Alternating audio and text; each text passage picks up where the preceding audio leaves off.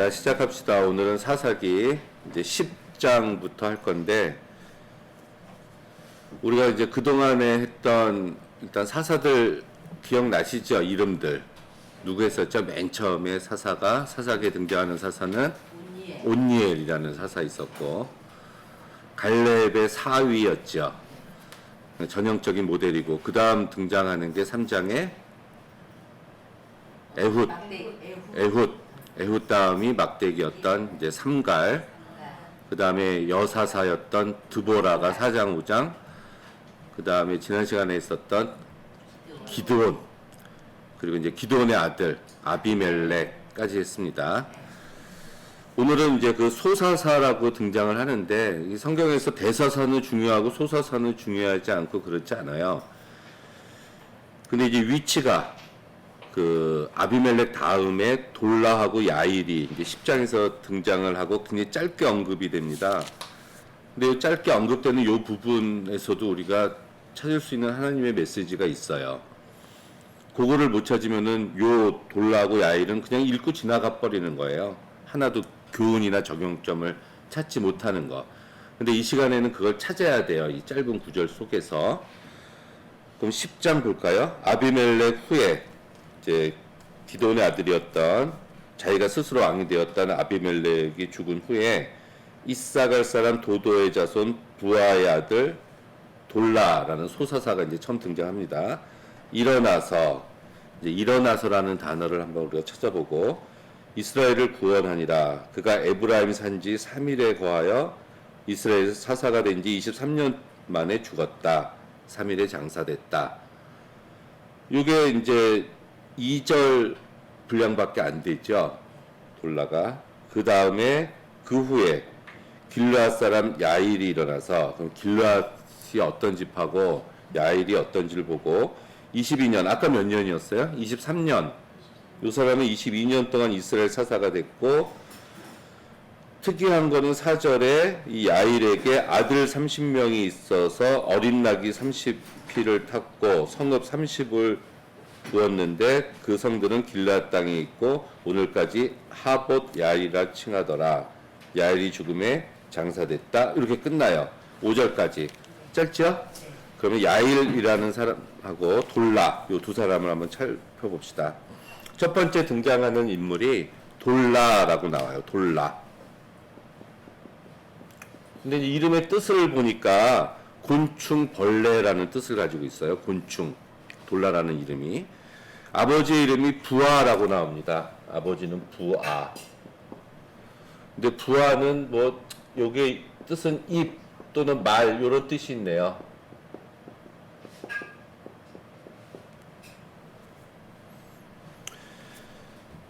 그런데 요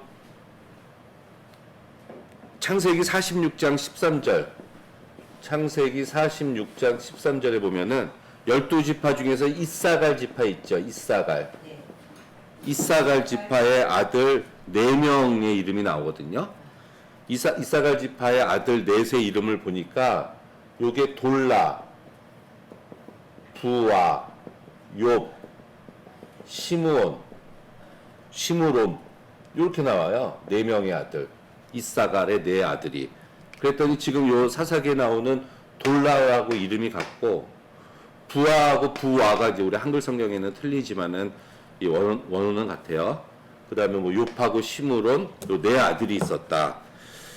근데 이 돌라가 어느 지파라고 나오죠? 10장 1절에 아비멜렉 후에 이사갈 사람 도도의 손자. 그러니까 이사갈 지파니까 결국은 이사갈 지파에 속해 있네요. 그러면은 뭐 이 돌라하고 부하가 이사갈 아들이었는데 이 사람이 이 사사기 이 사람은 아닐 거 아니에요, 당연히. 이런 거를 놓고 보면 일반적으로 자식 이름 지을 때 손조들의 이름을 그대로 차용해서 그거에 따라서 지어주던 풍습이 있었을 것이다, 이렇게 나타나요. 그래서 같은 이름이 성경에 굉장히 많이 나옵니다. 먼저 나왔던 이름, 나중에 나왔던 이름. 돌라인 경우에는 족보가 3대, 이 위에는 또 도도라고 나오거든요. 도도의 아들, 부하의 아들, 돌라. 이렇게 사사의 이름이 등장하는데 족보를 3대까지 언급한 사사는 이 돌라가 유일합니다. 아마도 이 집안이 이 3대를 언급한 것을 놓고 봤을 때 사회적 경제적으로 이 이스라엘에서 영향력이 있었던 지파 사람인 것 같아요. 근데 우리가 그 전에 뭐 온니엘은 그렇다고 쳐도 에웃이나 삼갈이나 뭐 예? 기드온이나 드보라 같은 경우 이렇게 정확하게 족보를 설명하거나 그 집안의 유력한 사람이라는 표현이 없었거든요. 근데 그렇다면 이제 돌라인 경우에는 이사갈 지파 중에서도 이스라엘에서 좀 권위 있는 알아주는 집안이었던 것 같습니다. 근데 이사갈 지파에 속했는데 에브라임 지파 땅에 거주하고 있었다. 이런 또 언급이 있어요. 다른 지파 땅에 있었다는 거. 근데 1절에 보니까 이 사람이 일어나서 이스라엘을 구원했다. 이렇게 간단하게 나오지만 돌라가 일어나서 요 표현이 이제 그 능동형으로 쓰였어요. 능동형. 우리가 사역형이 있고 능동형이 있잖아요.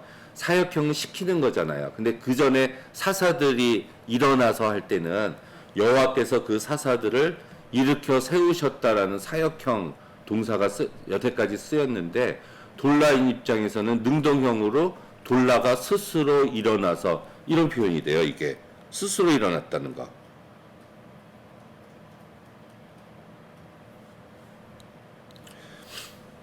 에웃 같은 경우 3장 9절 또 15절 사사기 2장 16절에도 다 사역형이에요.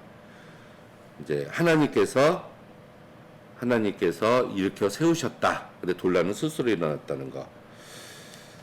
그리고 이제 여호와의 신이 감동했다 이런 표현들 많이 나왔었잖아요. 그동안 앞에 기도원한테도 있었고 다 있었어요.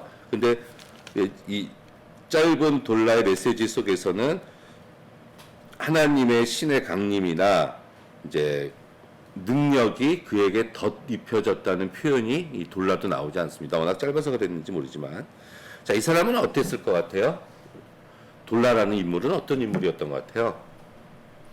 이름의 뜻이 곤충하고 벌레라는 의미가 있다고 본다면 그 사람 이름은 그냥 짓지 않는다고 얘기했죠. 곤충하고 벌레는 어때요? 부지런할 것 같아요. 부지런하다. 열심히 채취했을 거예요. 일찍 일어난 새가 일찍 일어나는 새가 좋은 벌레를 먹는다. 일찍 먹는다. 네. 예, 부지런하다. 또 독립심이 있을 것 같아요. 무슨 심? 독립심. 독립. 스스로 일어나 셀프로 일어나가지고. 시편 22편 6절에 보면 나는 벌레요 사람이 아니라, 다윗이 아주 고통 중에 있을 때 극단적인 표현을 써요. 나는 벌레요 사람이 아니다. 그때 다윗은 부지런해서 썼을까요? 겸손. 예, 부지런함도 있고 뭐 독립적이기도 하지만은 여기서 성경에서 이 벌레라는 표현을 쓸 때는 겸손이라는 의미를 담아서 쓴 적이 되게 많아요. 겸손의 상징으로. 이 시편 22편의 다윗의 고백은 고난을 하나님이 주시는 고난으로 여기고 내가 그 고난을 달게 받고 감당하는 것으로 제가 여기겠습니다라는 겸손의 표현으로 쓰여졌고, 또 하나님께서 야곱할 때 벌레 같은 너 야곱아 이런 표현도 있어요. 성경에. 쓸모없고 하찮은 자 하나님께서 보시기에, 하지만 주께서 지명해서 자녀 삼으신 은혜를 강조하셨을 때 벌레 같은 야곱아, 야곱 너는 벌레 같은 사람이지만 내가 지명해서 너를 택했다. 에서가 아니라, 야곱의 형 에서가 아니라 야곱을 택하셨을 때 그가 능력이 있어서 택한 것이 아니라 너가 벌레 같은 존재이지만은 내가 택했다. 이럴 때도 쓰인 표현이거든요. 이런 성경의 시편이나 이 창세기의 표현을 보면은 이 돌라 같은 사람이 이름이 벌레라는 것을 봤을 때 그의 통치, 인간성도 그렇고 통치도 겸손하게 하지 않았을까. 그렇다면 하나님께서 아비멜렉 이후에 돌라라는 사사를 세우셨는데, 세우신 이유는 겸손한 자를 세우셨다는 얘기예요. 그럼 왜? 하나님께서 왜 그 앞에 누구였어요? 아비멜렉은 어떤 자예요? 아비멜렉은 어떠한 자야? 스스로 왕. 자, 교만한 자지. 응? 자기가 왕이 되고자 했던 사람이잖아요. 하나님이 왕이 되어야 되는데 뭐 왕들의 아버지, 나의 아버지는 왕이다, 뭐 이런 이름을 가지고 있다고 했는데 그 요담의 저주에서 뭐 무화과 나무, 포도나무 뭐 다 나왔을 때 가시나무가 나와서 다스린다 그랬죠. 이 아비멜렉이 가시나무란 얘기예요. 이런 가시와 불로 이루어진 통치 속에서 이 전까지 지금까지 이스라엘은 아비멜렉의 통치 속에서 찔리고 굶고 또 세겜 사람들 많이 죽고 이스라엘이 사분오열되고 상처투성이였었던 이스라엘 시대에 하나님께서는 그 상처를 회복시키시기 위해서 겸손한 돌라와 같은 자를 사사로 세우셔서 이스라엘을 치료하신 것이 아닌가, 이렇게 여겨지는 부분이에요. 왜냐하면은 이 구원했다라고 나오는데 누가 쳐들어왔다가 있어요? 일단은 이방 민족이 쳐들어와서 하나님께서 사사를 세우셔서 그를 물리치시는데 누가 쳐들어온 게 아니에요, 지금. 그런 이야기가 성경에서 나오고 있지 않다는 것은 내부적으로 이제 상처투성이었었던 이스라엘 지파 사람들을 회복시키는 그런 역할이 아니었을까. 10장 1절 처음 시작할 때도 뭐라고 시작해요? 처음 시작할 때 10장 1절 아비멜렉의 후에, 그러니까 이거는 아비멜렉이 죽은 후에도 되지만 아비멜렉이 통치하고 있었던 그 어려운 상처투성이인 그 시기를 지나서 요게 낫겠죠. 그러니까 이 돌라의 일어섬은 아비멜렉의 잔혹한 사람을 죽였었던 그런 정치하고 관계가 있음을 보여주는 구절이라는 얘기입니다. 이게. 그래서 돌라는 바로 전에 사세였던 아비멜렉의 잔혹한 정치의 결과로 발생했었던 무질서, 혼란, 이런 언약 공동체 이스라엘의 무질서를 구하기 위해서 일어났었던 사람이다라는 것을 짐작할 수가 있습니다. 외부에 적이 있었다면 대적하는 어느 민족이라는 나라의 이름이 언급되었을 텐데 언급이 되지 않았다는 거. 우리가 이제 사사기에서 더 외부의 적보다 더 무서운 거는 내부의 적이라고 우리가 지난 시간에 얘기했죠. 그 내부의 적. 그 내부의 적이 뭐냐면 종족 간의 분열이에요. 배신이에요. 내분이 일어나서 동족들끼리 서로 죽이는 피해 역사가 있었기 때문에, 아비멜렉 시대에 그런 것이 있었기 때문에 이게 그 새로운 국면, 그걸 치유하고 새로운 국면으로 다질 수 있었던 시기가 필요했었다. 하나님께서는 그 시기를 준비하셨다는 거예요. 그렇다면은 요 뒤를 이은 야일도 대적이 나타나 있지 않거든요. 그럼 돌라와 야일의 시대는 어떤 시대라고 볼 수가 있어요, 우리가? 이게 주제예요. 평화의 시대였던 얘기예요. 전쟁이 일어나지 않았던 평화의 시대. 사사 시대에 그런 시대도 있었네요. 아비멜렉이 어떻게 죽었죠? 여인의 맷돌에 맞아서 이제 허무하고 아주 초라하게 죽었습니다. 당시 이스라엘 백성들은 우상 숭배하고 있었어요. 혼합 종교를 가지고 생활하고 있었기 때문에 이스라엘의 이 신앙적인 상태는 아주 밑바닥이었습니다. 이렇듯 그 상황에서 또 이스라엘 사람들끼리 내분이 일어난 이 이스라엘의 공동체를 하나님께서 정화시킬 필요성이 있으셔서 이제 돌라를 세우셨다. 보죠. 드보라 그 4장에 쓰였던 단어가 여기서 좀 반복해서 쓰였는데, 돌라가 그 3일이라는 땅에 거하였다 이렇게 나오거든요. 거하였다. 이 거하다, 아샤브라는 이 단어가 기본형은 앉다예요. 앉아 있었다. 근데 요게 앞에 한번 쓰여진 적이 있었는데, 드보라, 종려나무 아래에 거하였다 했을 때 그 거하다는 단어랑 똑같아요. 드보라가 종려나무 아래에 거하였다 그리고 이스라엘 자손들이 드보라에게 나와서 재판을 받았다 할 때 그 거하다 하고 에브라임 산지 3일에 돌라가 거주하면서 이스라엘의 사사가 되었다 말이 같습니다. 그렇다면은 드보라가 재판을 해서 무질서를 질서 있게 바꾸었었던 것처럼 돌라의 사역도 3일에 거하면서 이스라엘의 무질서를 회복하는 그런 시기였다고 보여집니다. 그런 사사였다는 거.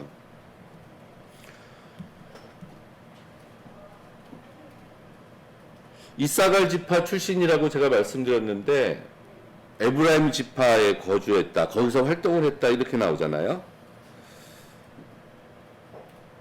돌라는 이거는 에브라임 지파는 좀 변방이라고 볼 수가 있고 이게 이제 전쟁이 일어나지 않았지만 이제 외부의 적을 대비하려고 그렇게 한 것으로 보인다라고도 볼 수가 있어요. 그러니까 에브라임 지파가 속한 곳은 변방이라고요. 변방.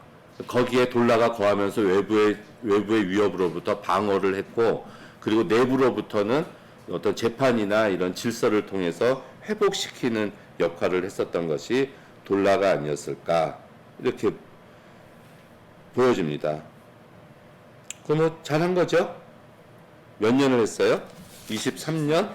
23년 동안 평화롭게 사사로서의 직무를 잘 감당했다. 이런 사사도 있었다. 돌라는 하나님이 세우셨고 그럼 돌라는 됐고 그 후에 야일이 나옵니다. 야일 돌라에 이어서 평화로운 시기에 또 평화로운 얘기인데요. 시간의 연속을 나타냅니다. 돌라에 이어서 길르앗 지파 사람이었다. 길르앗은 성경에서 길르앗이라는 지파는 항상 약자의 대변으로 나타나는 길르앗 지파 사람입니다. 근데 길르앗이라는 이름 자체는 낙타봉이라는 이름을 가지고 있어요. 길르앗. 낙타 그 가운데 불쑥 튀어나온 거 있죠? 그러니까 이름은 좀 강한 이름이에요. 깨우치는 강함, 단단함 이런 뜻이고 그 요셉의 두 아들 누구죠? 므낫세와 에브라임. 므낫세 지파에서 갈라져 나온 게 길르앗. 그러니까 요셉 지파에 속해요.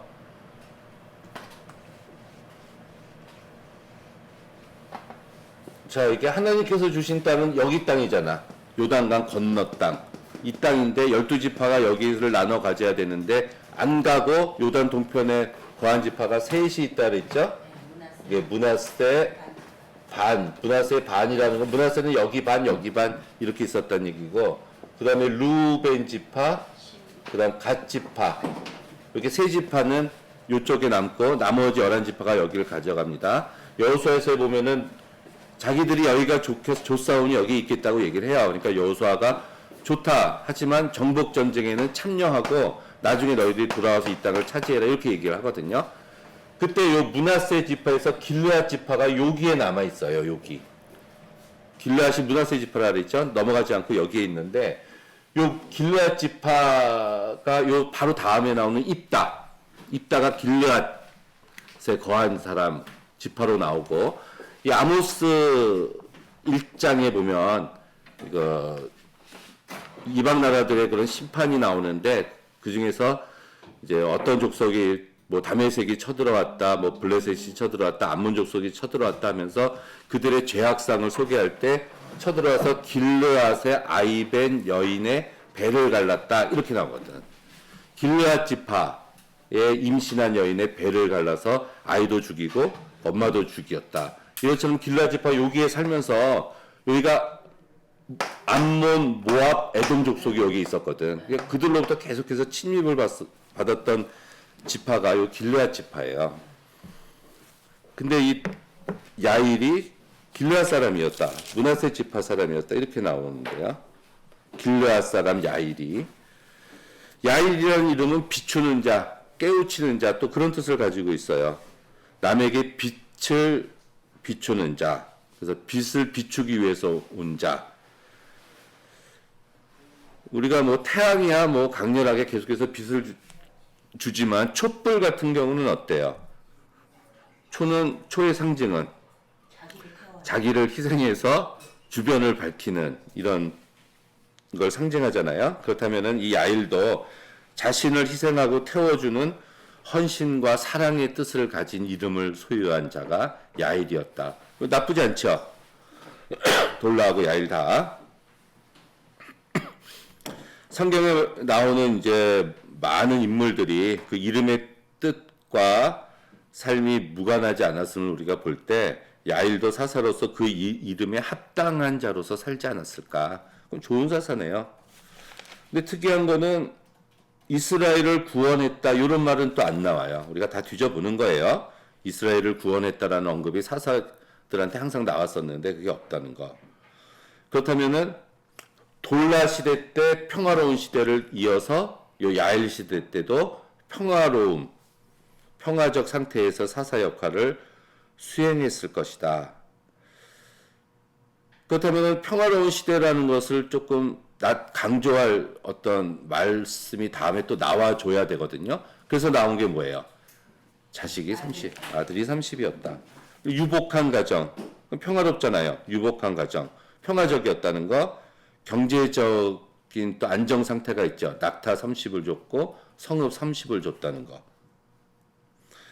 그렇다면 돌라 이전의 시대는 아비멜렉 시대, 혼란기였죠. 그럼 돌라와 야일 이후 시대, 요 다음에 나오는 거는 또 입다란 말이야, 입다. 또 혼란과 갈등의 시대. 그러면은 그 전과 그 후가 외부의 적이 쳐들어오고 또 내부의 적도 있었고 또 외부의 적이 쳐들어오는 그 사이에 평화로운 시기가 몇 년? 23년, 22년 하면은 45년. 안정기. 45년 동안은 이렇다 할 어떤 사건 사고가 없었던 안정기로 보여지는 시기가 45년이었던 얘기입니다. 아들이 30, 낙타를 30 줬고 성읍 30개를 줬다. 대가족은 성경에서 번영과 하나님의 복을 상징하죠. 그리고 또 말을 준 게 아니라 나귀를 줬다. 나귀. 어린 나귀죠. 어린 나귀. 낙타가 아니라 어린 나귀. 어린 나귀를 줬다는 것은 굉장히 또 나귀 자체, 말이 더 힘이 세지만 나귀라는 용어는 훨씬 더 좀 절제돼 있고 좀 힘이 없죠. 짐을 나르는 게 나귀잖아. 또 나귀 중에도 어린 나귀를 줬다 그랬잖아요. 이런 표현은 평화를 상징한다고 우리가 이렇게 봐야 돼요. 튼튼한 말을 줬다. 그러면 어떤 군사적인 어떤 이미지가 떠오르잖아요. 그러지 않다는 거.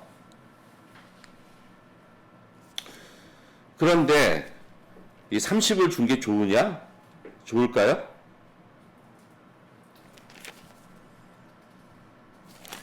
(10장 3절에) 보니까 야일이 일어났다라는 표현 하나 나오고 5절 끝에는 뭐라고 나오죠? 야일이 죽었다. 일어났다, 죽었다. 사이에 요 30, 30, 30이 나왔어요, 지금. 일어섬과 죽음 사이에 30명의 아들, 어린 나귀 30 성읍을 가진 것이 적힌 것을 볼 때 약간 부정적인 이미지도 약간 나와요. 왜냐하면은 기드온이 아들이 몇 명이었어요? 70명이었었다 그러잖아요. 그게 조금 이미지가 막 떠올라요. 저만 떠오르나? 떠오르죠, 막. 근데 기드온이 70명의 그 아들을 두었다는 것은 무슨 뜻이라 그랬어요? 왕이 되기는 거부했지만은 왕같이 살았다는 얘기잖아요. 왕처럼 살았다. 제일 뒤로 잘 봤습니다. 부러워요? 다 죽잖아요. 영혼과 실리를 다 챙긴. 그 이미지가 딱 연상이 돼요. 연상이 됩니다. 성경 연상해서 읽어야 돼요. 그러면은 이 사람은 기드온이 그랬던 것처럼 요 야일이 제가 어제 그거 썼는데 못하났죠? 이렇게 썼거든. 이렇게 써야 되는데 죄송합니다. 요런 성품도 조금 있지 않았을까 하는 생각이 우리가 드는 거예요. 이게 쉐어하는 거예요, 지금. 아니면 아니라고 여러분 마음속에 이야기를 하시면 됩니다. 그냥 하나님이 복 주셔서 그런 것 같아요. 제가 보기에는. 그러면 또 같이 생각해 보는 거예요. 같이. 하지만은 아들이 30명이나 있었다. 기드온과 같지 않았을까? 왜냐하면 제가 항상 이 길르앗 지파는 약한 족속 출신이었다고 했잖아요. 근데 그 뒤에 나오는 입다도 길르앗 출신이었는데 이 입다는 굉장히 권력지향적인 사람이에요. 전쟁을 하기 전에 이스라엘 장로들이 왔을 때 전권을 달라고 요구하고 내가 모든 이스라엘의 너희들의 머리가 돼야지만 내가 전쟁에 참여하겠다 이렇게 얘기를 하거든요. 당시에 말도 귀했지만 이 나귀도 귀했어요. 나귀 30이나 가지고 있었다는 것도 굉장히 지위가 높았다는 얘기입니다. 아들 30명이 각각 자기 소유의 어린 나귀를 가지고 있었다는 거.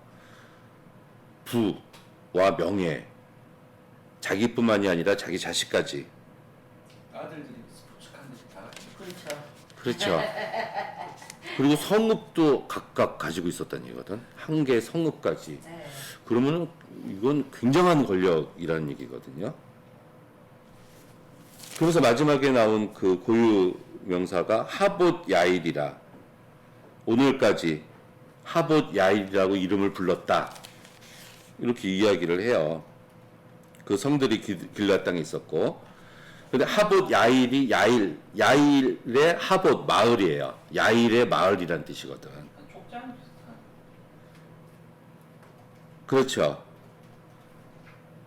그러니까 야일이 길르앗의 촌락들을 자기가 이제 점령해가지고 그 이름을 내 마을이다, 나의 마을이다 이렇게 이름을 붙인 것으로 보여지고 있어요.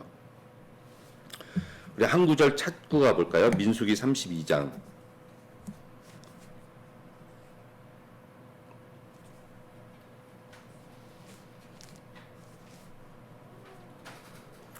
자, 민수기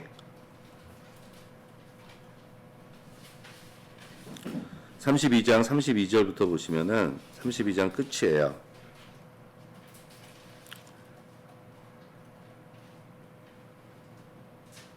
32장 39절부터 볼까요? 므낫세의 아들. 제가 이제 길르앗이 므낫세 지파라 그랬죠? 39절. 므낫세의 아들 마길의 자손은 가서 길르앗을 쳐서 빼앗고 거기 있는 아모리 자손을 쫓아냈다. 아까 이제 요거예요, 지금. 들어가기 전에 여기서 모세가 길르앗을 므낫세의 아들 마길에게 주매 이제 므낫세의 아들 마길에게 줘서 마길이 거주했고 므낫세의 아들 야일은 거기서 촌락을 빼앗고 하봇 야일이라 불렀으며 하봇 야일이라고 나오잖아요. 여기 나옵니다. 이거는 므낫세의 바로 아들이 아니라 그냥 후손이란 얘기예요. 그래서 야일은 노바는 가서 뭐 이렇게 마을을 빼서 노바라고 했다. 여기에 하봇 야일이라는 이름이 이 민수기에 벌써 나옵니다.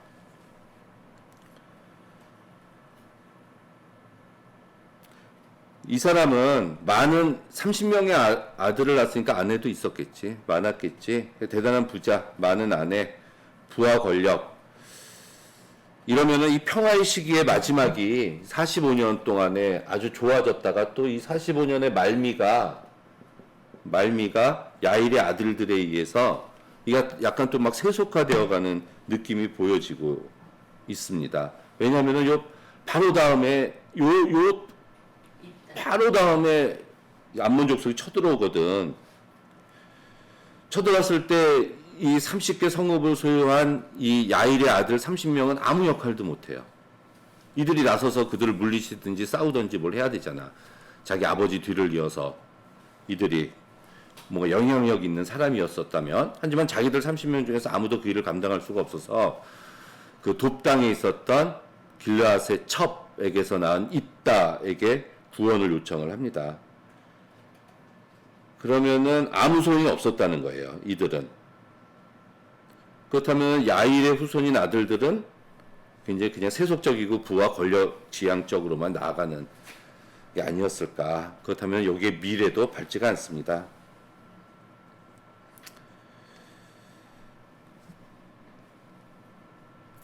하지만 그럼에도 불구하고 하나님께서 평화의 시기를 주셨다. 이렇게 볼 수가 있을 것 같아요. 요 둘의 시기는. 자, 이제 결론적으로 볼까요? 하나님은 그 아비멜렉이라는 이제 나쁜 사람이 나타나서 이스라엘을 무질서하고 혼란스럽게 만들어 놓으셨지만 하나님은 이스라엘을 그대로 끝나도록 내버려 두시지 않고 내부의 혼란을 수습하고 다시 일어설 수 있도록 돌라와 야일을 두 차례 보내서 45년 동안 평안을 누리도록 은혜를 베푸신 것이 하나님이시라는 거. 그렇다면은 이제 중요한 게 지웠네. 평화의 시기에 뭘 해야 돼요? 우리는 45년 동안 평화의 시기에 이스라엘 사람들은 뭘 했어야 돼? 그냥 잘 먹고 잘 살고 그냥 감사하고 있었으면 돼요? 하나님을 앞으로 닥쳐올 위험에 대비하고 준비하는 삶을 살았어야 되지 않나요? 평화의 시기는 놀고 먹는 시기가 아닙니다. 앞으로 닥쳐올 언제 모를 그 위험의 시기를 대비하는, 내가 갈고 닦는, 준비하는 그런 시기여야 되거든요. 가장 더 중요한 것은 이 시기 동안에 자기들의 신앙을, 여호와께 대한 신앙을 회복하는 기회로 삼아 써야 돼요. 이방신을 섬겼던 것들을 다 물리치고 혼합 종교를 타파하고 하나님만 섬기는 시간으로, 자기 성찰과 회복의 시간으로 삼아야 되는데 그렇게 삼지 못하고 그 뒤에 읽어보니까 전과 똑같이, 아니 더 심한 그런 시기를 삼게 돼서 그 뒤에 바로 읽어보니까 여호와가 진노하셨다 이런 표현까지 나오고 여러 가지 이방신들을 계속해서 섬겼다라는 말씀이 나와요. 그러면 평화의 시기였던 45년 동안 이들은 아무것도 하지 않고 있었다는 얘기예요.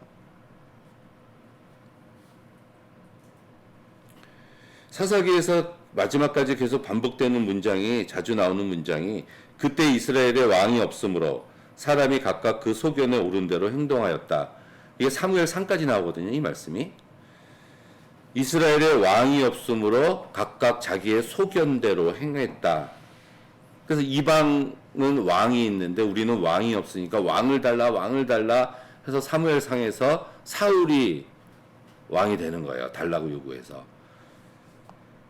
우리가 왕이 없어서 이방들보다 약하다라고 생각하기 때문에 강력한 왕을 요구를 했거든. 그래서 이 왕은 사실은 그 군사사령관하고도 비슷해요. 왕이 되면은 먼저 사울도 그랬고 다윗도 그랬고 이방 나라와 전쟁을 해서 승리하는 역할을 항상 했어요. 항상. 그런데 이건 좋은 말이 아니에요. 이스라엘에는 하나님이 없어서, 아니 왕이 없으므로, 이 말은 이스라엘의 왕은 누구예요? 하나님이거든. 그러니까 하나님이 왕임으로 이렇게 하고 살았어야 되는데 하나님을 왕으로 인정하지 않고 살았다. 하나님을 왕으로 섬기지 않고 살았던 악한 세대가 사사기 시대다. 우리가 그렇게 봐야 됩니다.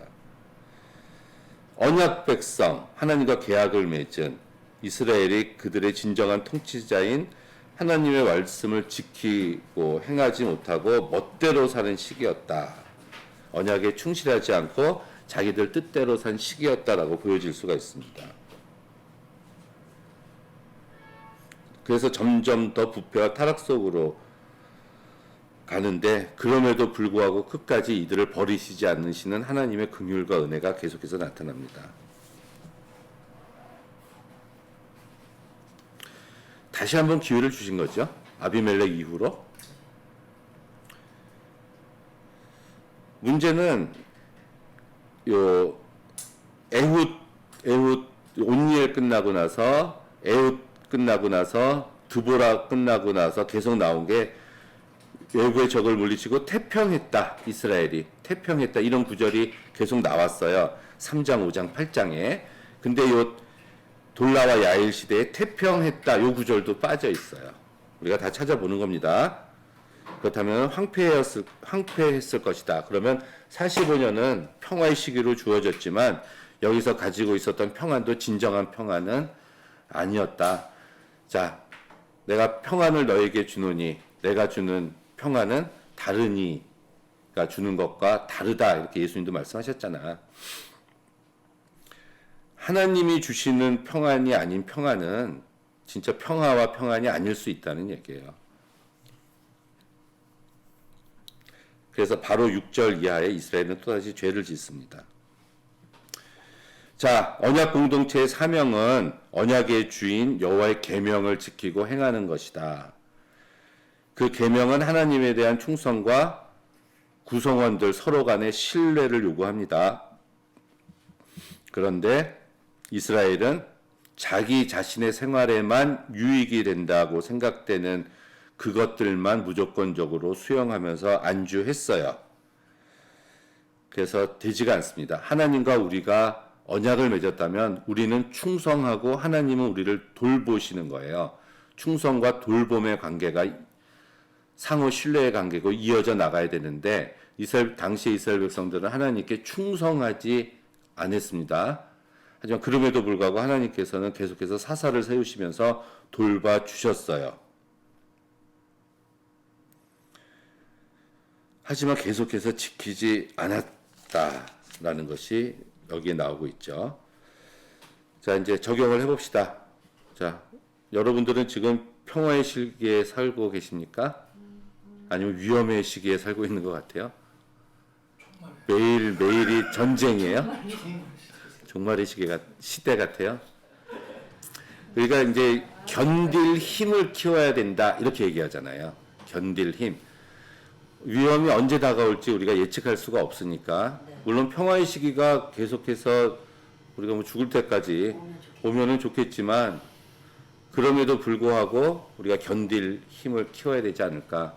개인도 그렇고 교회도 그렇고 우리 가정도 그렇고. 그러니까 좋아 하면서 그냥 놀고 먹고 있는 시기는 아니란 얘기죠. 그래서 평화의 시기에 우리가 안주하면 안 되고 만약에 안주해서 잠자고 있는 영혼이 있다면 깨워야 된다. 그리고 우리가 세속을 향해서 달려나가려고 하는 그런 나의 마음과 영들을 붙잡아야 한다.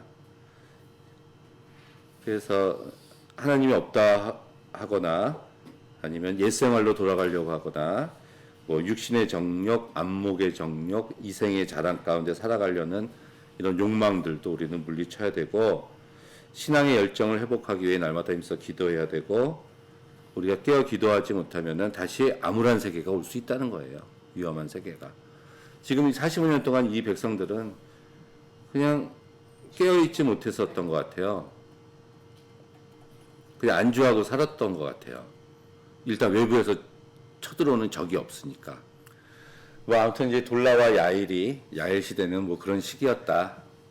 그런 시기인데 평화의 시기였는데 잘 활용하지 못한 시기였었던 것 같아요. 이 뒤를 놓고 보면. 그래서 이제 이게 이스라엘 백성들 당시의 이스라엘 백성들이 하나님의 백성으로서 살아가는 건데 오늘날 우리도 마찬가지로 하나님의 백성으로서 우리가 살아가는데 그러면은 뭐 신구약 성경을 통틀어서 정리해 보면은 하나님 백성으로서의 삶이 뭐예요? 그냥 하나님이 주신 말씀을 잘 지키고 그리고 이웃과 서로 나누는 삶 이게 딱 거의 결론이잖아요. 하나님 사랑하고 계명대로 살려고 하고 말씀대로 그리고 내 옆에 있는 이웃들과 나누고 내가 그 이웃들 앞에 또 바로 서는 삶이겠죠. 이웃을 내 몸같이 사랑하라는 거. 이런 삶을 우리가 일단 살아가는 게 깨어있는 삶이고 그래야지만 우리가 뭐 진정한 평안을 누릴 수가 있다. 일단 그렇게 여겨집니다. 돌라하고 야일은 여기까지 하고 그 다음에 대망의 입다를 한번 해보도록 합시다.